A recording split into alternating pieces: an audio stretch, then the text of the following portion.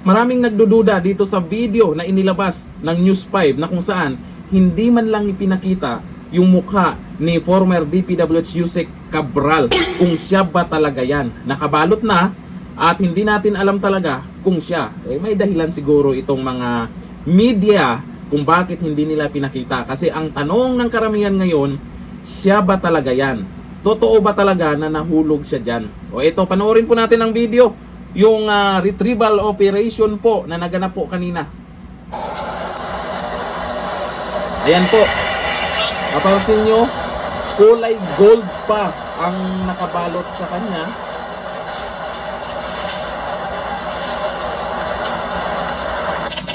O, ayan, sa News 5 po yan.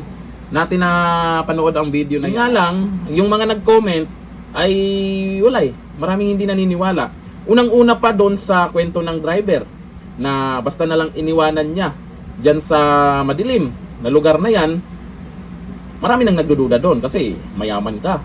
Dati kang DPWH Yusek, tapos iiwanan dyan sa delikadong lugar, madilim pa. Doon pa lang may nagdududa na. Dito naman ay hindi rin pinakita kung siya talaga. May nagdududa na naman. Baka may dahilan naman siguro itong mga media kung bakit hindi nila pinakita yan. Siguro naman may investigasyon ng nagaganap dyan sa ating mga kapulisan kung ano talaga yung totoong nangyari dyan. Kasi malamang itong si former DPWH Yusek Cabral ay maraming alam po ito sa nangyayaring korupsyon, sa mga insertions. At hindi lang to unang beses simula nung nagkaroon ng issue po yung flood control project sa ibang lugar na mga dating DPWH. Ewan ko pangalawa o pangatlo kung hindi ako nagkakamali. Kaya sa iba dyan, magsalita na kayo. Yung ebidensya ay dapat naman ilabas nyo yan. Pero hindi natin alam kung ano yung katotohanan dito kasi marami talagang nagdududa. Kasi akalain mo pati si Bunuan, hindi na natin alam kung nasaan na. Hindi pa raw nakabalik galing sa ibang bansa O sabi po dito ni Kyrie, sa Duterte na naman to isisisi, alam na this. Ayun nga lang, mahirap yan pag meron na namang magbabanggit na Duterte na naman. Sabi ni Topher Soriano, ang galing talaga ng washing machine. Linis na linis parang si Donyor lang no?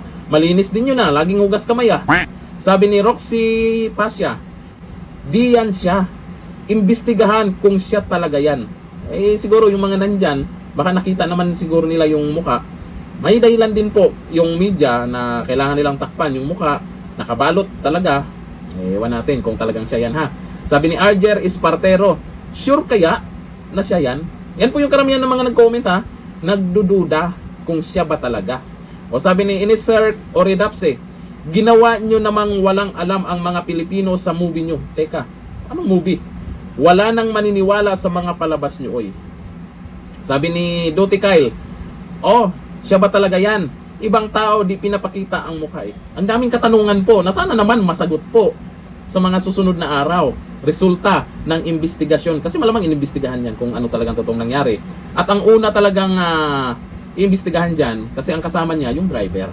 At napanood naman po natin yung video kanina sa nauna nating video, yung paliwanag ng driver, ay mukhang kaduda-duda din. Hindi natin masisi po yung mga netizens na maraming nagdududa dito sa nangyari kasi naman ay matindi po itong mga pangalan na inilabas sa maanumalyang flood control project. Mga malalaking pangalan ang nabanggit na itong nakaraan. Kaya kanya-kanya na ng linis ang mga yan. Dito sa nangyari kay Cabral ay sana naman kung ano talaga yung totoong nangyari talaga dyan ay sana mailabas din sa publiko kasi maraming nakatutok dito. Maraming nakabantay. May mga nagtanong sino pa ba ang susunod dahil hindi lang ito yung una. May mga nauna pa netong nakaraan. Nag-ibang bansa na. At ito, mukhang maraming mananahimik talaga. Bakit? Malakas ba talaga ang mastermind dyan sa maanumalyang flood control project? Sino ba sa tingin nyo ang totoong mastermind dyan? Comment tayo dyan. Hanggang dito na lang. Thank you. Bye-bye.